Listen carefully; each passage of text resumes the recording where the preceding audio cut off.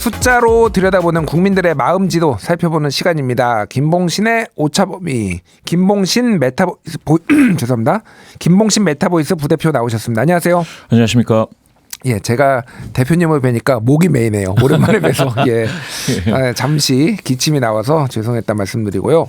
오늘 전체적으로 좀 이제 사실상 조기 대선이 가시화된 것 아니냐. 그래서 각 언론에서 이제 뭐 여론조사 기관에서 조사도 하고 있으니까 그것도 좀 살펴보고. 또 좀 특수한 여론조사들이 몇 개가 좀 눈에 띄는 게 있더라고요. 좀 2030 세대에 초점을 맞춘 여론조사 이런 것들도 좀 살펴보도록 하겠습니다.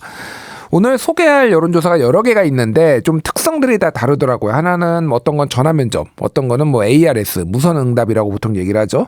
그리고 어떤 거는 웹조사, 온라인 조사라고 하는데 이런 것들이 좀 어떤 차이가 있고 어떤 특징들이 있는지, 장단점이 있는지 좀 짧게 설명해 주시겠어요? 예. 보통 이제 전화를 통해서 조사하는 경우는 이제 전화 면접 조사하고 ARS하고 나누는데요. 전화 면접 조사는 이제 전화 조사원이 직접 이제 대화를 하면서 질의응답을 하고 묻고 그렇게 설문을 하는 방식이고, ARS는 이제 녹음된 음성이 나오기 때문에요. 녹음된 음성을 듣고 키패드, 그러니까 버튼을 눌러서 응답을 하게 됩니다. 온라인 조사는 미리 등록되어 있는, 보통은 미리 등록되어 있는 패널이라고 하는 분들한테 나는 이메일을 난 받겠어, 여론조사를 하게 되면 나는 그런 이메일을 받을 테니까 나한테 보내주세요 라고 해서 등록하신 분들에게 보내게 됩니다. 그래서 온라인 조사 같은 경우에는 그러한 분들의 리스트라고 하는 추출 틀인데요. 추출 틀이 그 리스트에 몇백만 명이 있느냐, 이거를 가지고 얼마나 이제 큰 추출틀을 가지고 있느냐, 이렇게 얘기할 수가 있겠고요.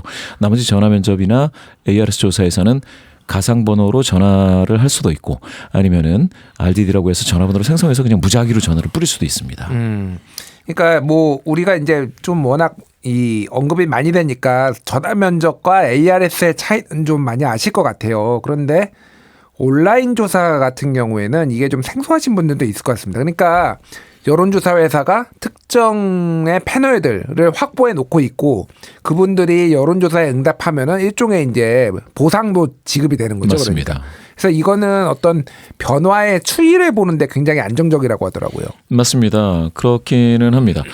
왜냐하면 방금 말씀 주신 것처럼 전화면접이나 ARS는 그 응답 그 사례를 받을 수도 있고 안 받을 수도 있고, 대부분은 주기가 좀 어렵죠. 그런데 온라인 조사는 대부분 어떻게든 주게 됩니다.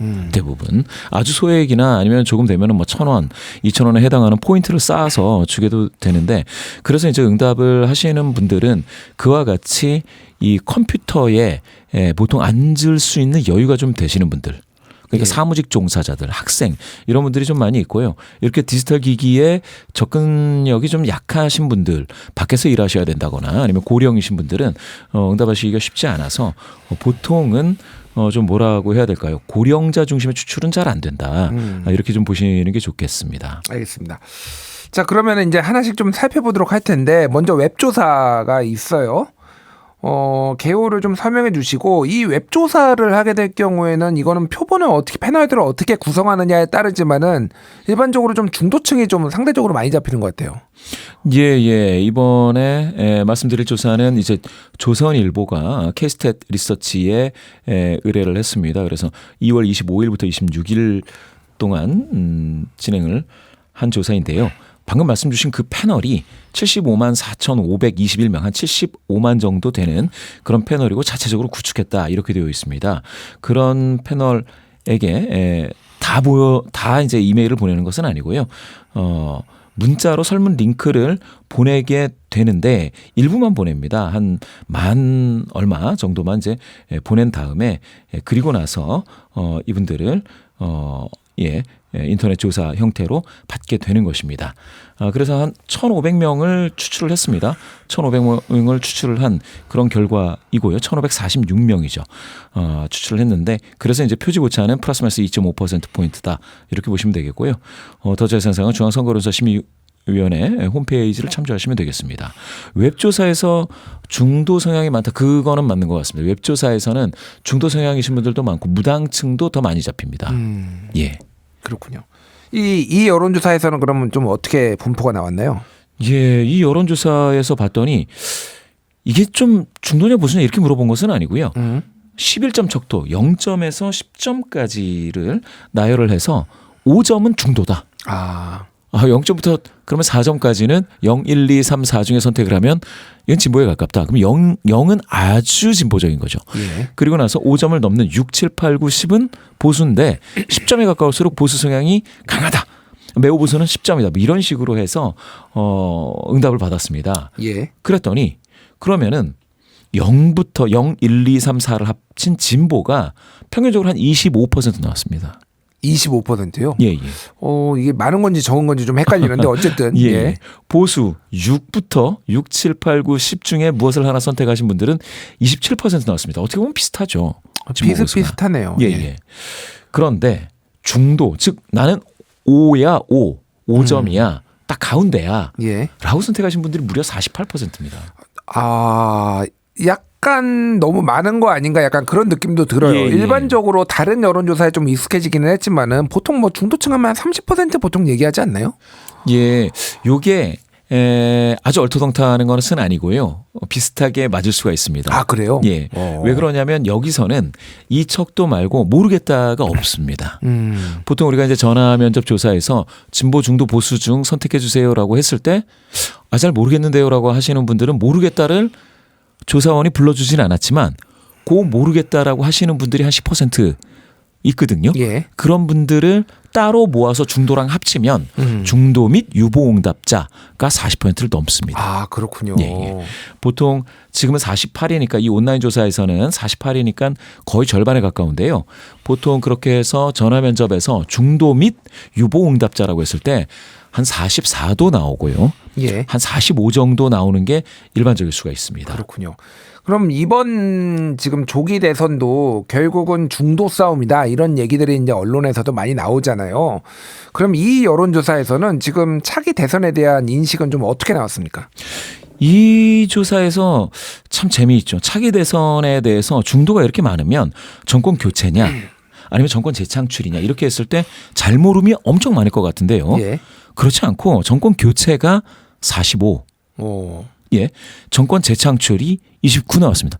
자, 이렇게 되면은 격차가 조금 있습니다. 16%포인트 격차인데요. 예. 정권 교체를 원하신다고 하시는 분들이 45%나 된다고 하는 거는 이거는 정권 재창출이 29%면 조금 적다라고 생각하실 텐데 맞습니다. 그렇군요. 무려 16. 예.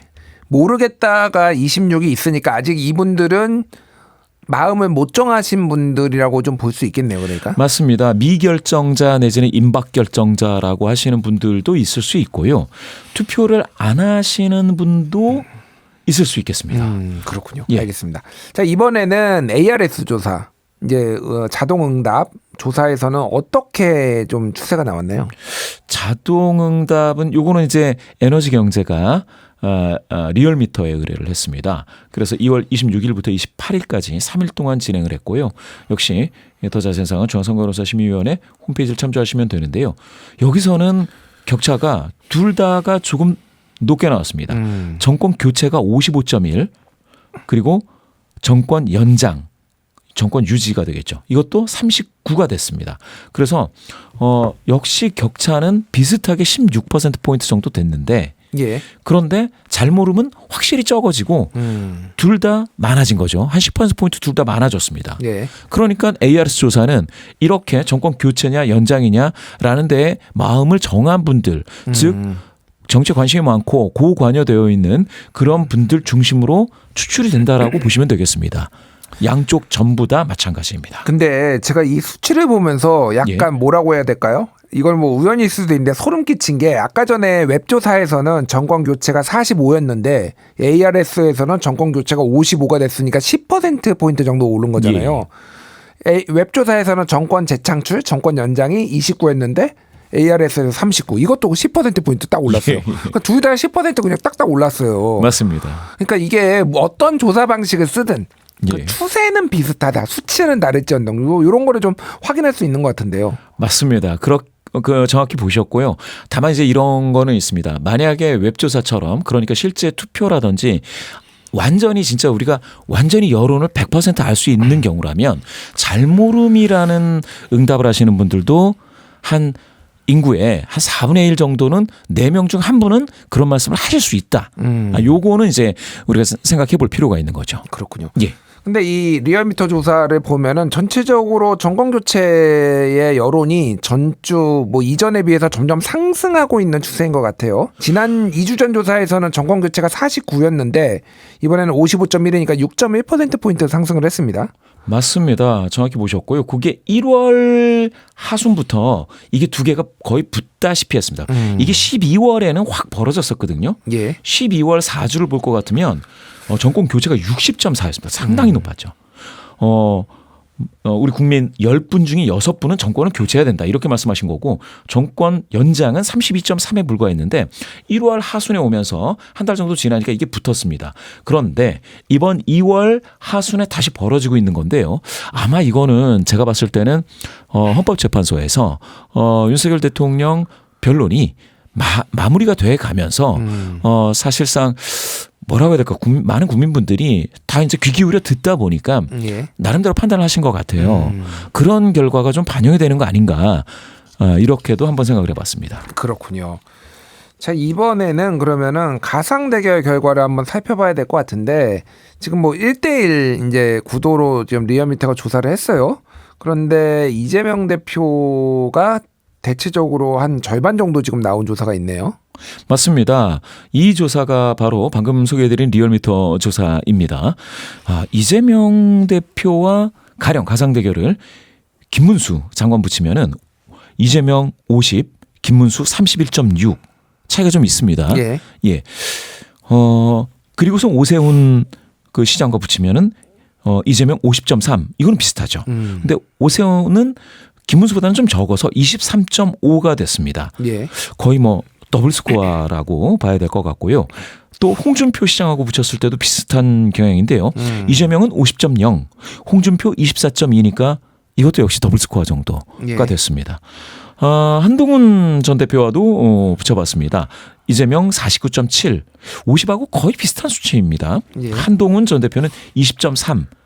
이것도 더블 스코어가 넘는 정도의 격차가 나서 물론 김문수 장관과 가상 대결일 경우에는 20% 미만의 격차이지만 이것도 사실은 18% 포인트 격차이니까 이것도 상당한 격차라서 지금 보면 양자 가상 대결에서 국민의힘을 대표해서 나올 수 있는 그런 주자들 모두 다 이재명 대표와 이렇게 맞붙었을 때는 모르겠습니다. 지금 여론에서는 열세입니다. 이재명 대표가 우세입니다. 그러니까 이 여론조사에서 좀 특징적으로 보이는 거는 이재명 대표는 누구랑 붙든 대체적으로 50% 정도 ARS 조사 정치 고관여층들이 보기에는 50%를 획득을 하는데 제가 눈에 띄는 거는 보수는 누가 후보가 국민의힘은 누가 후보가 되느냐에 따라서 좀 편차가 커요. 근데 어쨌든 김문수 후보가 제일 높거든요. 지금 결과로. 그러면은 이게 제가 이렇게 해석을 하는 게 맞는 건가요? 김문수 후보가 보수 진영 후보에서는 가장 경쟁력 있는 후보다. 이렇게 좀 보는 게 맞는 건가요? 여러 지표를 봤을 때 제 개인적인 생각으로는 맞습니다. 예. 그렇군요. 그러면 지금 그 국민의힘의 지금까지의 룰이 있지 않습니까? 내부 네. 경선 룰을 여러 가지를 적용해 봤을 때 김문수 장관이 만약에 경선에 등록을 한다면 후보로 그러면 경선을 통과할 가능성이 가장 높다고 보시는 게 맞겠습니다. 경선에서는 가장 경쟁력이 있다. 그러면 제가 또 우리 청취자분들도 궁금할 텐데 본선에서도 그러면 가장 경쟁력이 있는 그나마 경쟁력 있는 후보가 김문수다. 이렇게 좀 볼 수 있는 걸까요? 그렇죠. 경선을 어떤 방식으로 여론조사를 할지 모르지만 경쟁력이라는 측면, 적합도가 아니고 경쟁력이라는 측면에서 이렇게 양자 가상 대결을 붙여서 평가를 한다 할지라도 김문수 지금 장관이 강하긴 합니다. 아, 그렇군요. 어찌됐든 지금 보수 쪽의 결집 뭐 요 상황에서 김문수 후보가 가장 표를 잘 흡수하고 있다. 요 정도로 좀 이해하면 되는 거죠, 그러니까. 맞습니다. 다만 이제 중도에서는 지금 만약에 김문수 그러니까 이재명 대 김문수에서 50대 50.0대 31.6이 전체 평균이었다고 한다면 중도는 54.8대 26.5입니다. 격차가 확 벌어집니다. 이 경우에는. 예. 야, 이렇게 봤을 때는 중도 확장력이라는 측면에서 봤을 땐 김문수 장관이 이재명 대표한테 조금 더 좀 열세에 있습니다. 그렇군요. 알겠습니다. 이번엔 전화 면접 방식 살펴볼 텐데요. 여기에서도 정권 교체, 정권 재창출 좀 비슷하게 좀 나왔나요? 예, 이 경우에는 그렇지만 전화 면접에서는 조금 격차는 줄어들어 있는데요. 이거는 한국갤럽 자체 조사이고요. 지난 2월 25일부터 27일간 진행이 됐습니다. 전화 면접 조사고 역시 마찬가지로 더 자세한 사항은 중앙선거론사심의위원회 홈페이지를 참조하시면 되겠는데요. 여기에서도 정권 교체는 51입니다. 절반 정도입니다. 그리고 정권 유지는 38입니다. 그러니까 13%포인트 격차입니다. 지금까지 웹조사하고 뭡니까? ARS 조사에서는 한 16 정도 격차가 났는데 전화 면접은 13 정도니까 어떻게 보면은 큰 틀에서는 아주 큰 격차는 아주 큰 차이는 아니죠. 그렇지만 역시 정권 교체는 더 우세하다 이렇게 보시면 되겠습니다. 그렇군요. 이거는 이제 모름이나 무응답이 한 10% 정도 되는 거네요. 그러니까 대략. 맞습니다. 10%는 모르겠다라고 하셨습니다. 알겠습니다. 이 조사에서 탄핵 찬반 질문도 있던데 찬성 59, 반대 35 정도 나왔습니다. 요 추세는 좀 비슷하게 계속 가는 것 같아요. 요 추세도 비슷하죠. 그래서 지금 보면은 물론 이제 지난 12월에는 탄핵에 찬성하는 여론이 무려 75가 나왔었는데요. 갤럽 조사에서. 그런데 이제 1월 들어오면서 2월까지 보시면 대략적으로 우리 국민 10분 중에 6분은 지금 탄핵에 찬성하신다. 이렇게 보시면 될 것 같습니다. 알겠습니다. 자, 이번에는 정치 사회 인식 조사를 살펴볼 텐데요. 저는 이 데이터와 이 기사를 굉장히 흥미롭게 봤습니다. 일단 2030 세대에 좀 초점을 맞췄어요. 물론 전 세대를 같이 조사하긴 했지만은 2030 세대를 뭐 전문적으로 분석을 했는데 서울대 국가미래전략원과 조선일보가 함께한 여론조사입니다. 앞에 이제 우리 웹조사 처음에 했던 거 그거 같은 조사인 거죠, 요거. 예. 이 조사에서 그러니까 세대별로 그리고 성별로 보수냐 진보냐를 물어봤잖아요. 예. 그런데 우리나라에서 가장 진보적이라고, 그러니까 숫자가 낮은 거죠. 그러니까 0부터 이제 10까지 물어보니까 가장 진보적인 세대는 50대 여성이네요. 지금 결과적으로 보면 50대 여성이 4.6으로 20대 여성 4.64하고 비슷하게 가장 그러니까 제일 젊은, 그러니까 가장 진보적인 걸로 나왔는데 이게 굉장히 흥미롭다. 2030 세대는 또 남성 같은 경우에는 상대적으로 보수적 성향이 강하고 30대는 상대적으로 약간의 중도지 가깝지만은 더 20대 여성보다는 더 보수화돼 있고, 요거는 좀 어떻게 해석을 해야 되는 건가요? 그러니까 이제 20대에서 그 남녀의 이렇게 성별 균열이 그러니까 두 방향이 이제 달리 나타나는 거는 다른 세대와는 굉장히 좀 다른 그런 경향입니다. 아마 이제 군대도 갔다 오고 최근에는 뭡니까 남성 여성과 관련된 어떤 여러 가지 미디어의 영향도 있어서 젠더 균열이라고 해서 나타나고 있기는 하는데, 나머지 연령대에서는 전반적으로 그 연령대가 진보 쪽에 가까우면 진보, 보수 쪽에 가까우면 보수, 이렇게 남녀 모두 다 같은 방향으로 지금 가고는 있고요. 그래서 봤을 때 40, 50 세대는 전체적으로 남녀 모두 진보에 약간 가깝고 60 그리고 70 이상 여기에서는 55점이 넘어가니까 이건 보수에 좀 더 가깝다 이렇게 보시는데, 사실 이 점수들이 사실 1, 2, 3점은 없습니다. 또 6, 7, 8, 9점이 없어요. 그렇게 보면 사실은 중도로 굉장히 수렴되어 있는 형태입니다. 이거를 굳이 중도 진보냐 보수냐를 나눈다라면 이야기는 될 수가 있는데, 지금 중도 쪽으로 굉장히 가까워 있다라고 보실 수가 있겠고요. 그러면 그거를 어떤 탈이념 성향이 강해지고 있다 이렇게 좀 볼 수도 있는 건가요? 그렇게도 볼 수 있는데, 제가 봤을 땐 진보 중도라는 것에 약간 피로감을 느낄 수도 있다. 지금에 와서는 그런 느낌이 좀 있고요. 아까도 말씀드렸지만 중도는 5점 하나입니다. 그렇군요. 예, 나머지 여러 척도가 있는데 그 척도를 선택하지 않고 5점 하나를 찍는 그 비율이 50%에 가깝다라고 하는 것은 이거는 좀 생각을 해볼 필요가 있는 것이죠. 과연 진보 중도, 진보 보수 이 두 가지를 가지고 정치적인 어떤 성향 자체를 분석하는 게 과연 의미가 얼마나 있을지는 한번 생각해 볼 필요는 있습니다. 그렇군요. 저는 이거 보면서 좀 재밌었던 게 아까 그래프도 나왔지만은 20대 남성은 이 이념 성향 점수가 5.42가 나왔어요. 근데 60대 남성은 5.3이 나왔습니다. 이 얘기는 즉슨 20대 남성이 60대 남성보다 더 상대적으로 약간 작은 차이지만 더 보수적이다. 이렇게 뭐 보면은 소위 말하는 2030 세대의 보수화가 실제 존재한다. 이렇게 좀 볼 수가 있을 것 같아요. 예. 존재 안 한다라고 하긴 어렵고요. 예, 존재한다라고 볼 수 있습니다. 다만 이제 그 동인이 사실 50대, 60대 이런 세대들의 진보 보수와 또 다른 의미일 수 있는 거죠. 가령 뭐 20대 중에서는 이제 조금 이따가 보시면은 어떤 신뢰도 지금 현재 정치 시스템에 대한 불신 같은 게 나타나는 것은 자신들이 가지고 있는 어떤 열망이나 어떤 욕구 이런 것들이 지금 현재 정치 시스템에서 받아들여지지 않는다라는 불만에서 나오는 그런 것들도 일부 있을 수가 있습니다. 그렇군요. 그거를 복합적으로 생각해야 되고요. 지금 방금 말씀 주신 것처럼 40, 50대하고 20대가 좀 남자들이 특히 다르다라고 하는 건 아빠 세대에 대한 그러니까 부모 세대에 대한 반감이라는 것도 해석의 하나의 축입니다. 그렇군요. 예. 그러니까 민주당 지지층의 주축이 이제는 과거에는 2030이었다가 지금은 50대가 주축이 됐다라는 게 여기에서도 가장 딱 들어맞는 게 남자들 중에서는 50대가 가장 진보적이에요. 4.85로 뭐 큰 차이는 아니지만은 예. 역시 저도 50대인데 모르겠습니다. 제가 딱히 진보적이진 않은데 어쨌든 굉장히 흥미로운 조사인데 근데 아까 말씀하셨던 거 좀 돌아가 보면은 시스템에 대한 어떤 불만들 이런 것들이 22대 총선과 20대 대선에 공정하냐 공정하지 않냐 이런 질문을 했는데 공정하지 않다라는 질문이 상당히 많이 나오고 특히 20대, 30대에서 그 비율이 상대적으로 평균보다 높았네요.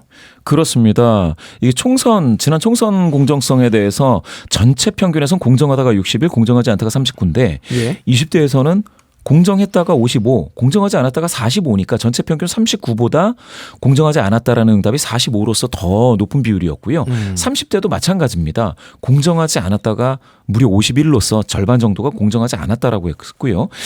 그리고 이제 그 대선과 관련해서 지난 대선과 관련해서도 공정했다가 61, 공정하지 않았다가 39 평균은 그렇습니다. 그런데 역시 마찬가지로 20대에서는 공정하지 않았다가 49, 30대에서는 공정하지 않았다가 50으로 공정하지 않았다는 비율이 청년 세대에 더 높게 나타났습니다. 그러니까 이게 저는 이해가 조금 어려웠던 게 뭐냐면은 총선에서는 어쨌든 야당인 민주당이 이겼고 대선에서는 윤석열 대통령이니까 국민의힘이 이겼잖아요. 그러니까 예. 그런데 둘 다 청년 세대들은 공정하지 않았다고 본 거예요. 이게 그러니까 예. 그냥 이게 무슨 정당의 어떤 이게 귀속돼 가지고 정당 일체감을 느껴 가지고 이렇게 되는 게 아니라 그냥 싫은 것 같다. 그냥 뭔가 불만이 있는 것 같다. 이런 느낌을 좀 받았어요. 그렇죠. 아주 정확하게 보셨고요. 사실상 기성세대들을 생각했을 때는 방금 말씀하신 정당 일체감, 이 소속감, 뭐 연대감 이런 거를 통해서 내가 지지하는 정당이 되지 않았으면 공정하지 않았다라는 쪽으로 응답할 가능성이 있는데요. 사실 20대, 30대는 좀 다른 걸로 그럴 수가 있죠. 가령 총선에서 20, 30대 후보가 별로 없었다라는 측면에서 본다면 아니 왜 우리를 대표하는 우리 청년을 대표하는 후보가 더 없었느냐. 그러면 전반적으로 이게 무슨 선거 시스템 자체가 불공정했다라는 것이 아니고 정치 시스템 전체가 어떤 관행이 이런 것들이 이거 공정하지 않았다. 우리 청년에게는 기회가 덜 주어지지 않느냐라고 이야기할 수도 있다라는 것입니다. 또한 대선도 마찬가지로 청년들의 목소리가 가령 기후와 관련된 뭐 정치라든지 여러 가지 다른 목소리를 낼 수가 있었고요. 청년 정책도 좀 더 선명하게 요구할 수도 있었는데 그런 목소리를 낼 수 있는 기회를 주지 않았다면 그거는 공정하지 않았다. 도대체 왜 기성세대들끼리의 잔치가 돼버렸느냐라고 이야기한다면 공정하지 않았다라는 게 선거 관리 측면이 아니고 가령 전체 정치 시스템에 대한 어떤 청년으로서의 불만을 갖는 것은 너무나 당연할 수 있습니다. 그렇군요. 알겠습니다. 뭐 헌법재판소와 중앙선거관리위원회에 대한 어떤 신뢰도, 불신도도 2030이 불신도가 더 높았다. 이걸 전하면서 결국은 지금 그러니까 20대 그리고 20대 이 밑에 이 세대들은 대한민국 이후로 대한민국의 건국 이래 최초로 부모보다 가난한 세대다 이런 평가들이 있거든요. 결국은 그러니까 어떤 사회에 대한 지금 체제에 대한 좌절감, 자기가 성공할 수 없다 그리고 엄청나게 높은 집값이라든지 근데 이게 정치가 또 해결해주지 못하고 사회 시스템이 해결해주지 못하는 것에 대한 불만들 이런 것들이 좀 전반적으로 표출된 게 아닌가 저는 개인적으로 그렇게 좀 보여요. 예, 정확히 보신 것 같습니다. 묘하게 굉장히 풍족한 세대라고는 하지만 이 사회 시스템에 대한 효능감은 사실은 확실히 좀 떨어지고 있다라는 것들은 분명한 것 같습니다. 알겠습니다. 예, 오늘 여기까지 하고 정리하겠습니다. 지금까지 김봉신의 오차범위였습니다. 대표님 감사합니다. 감사합니다.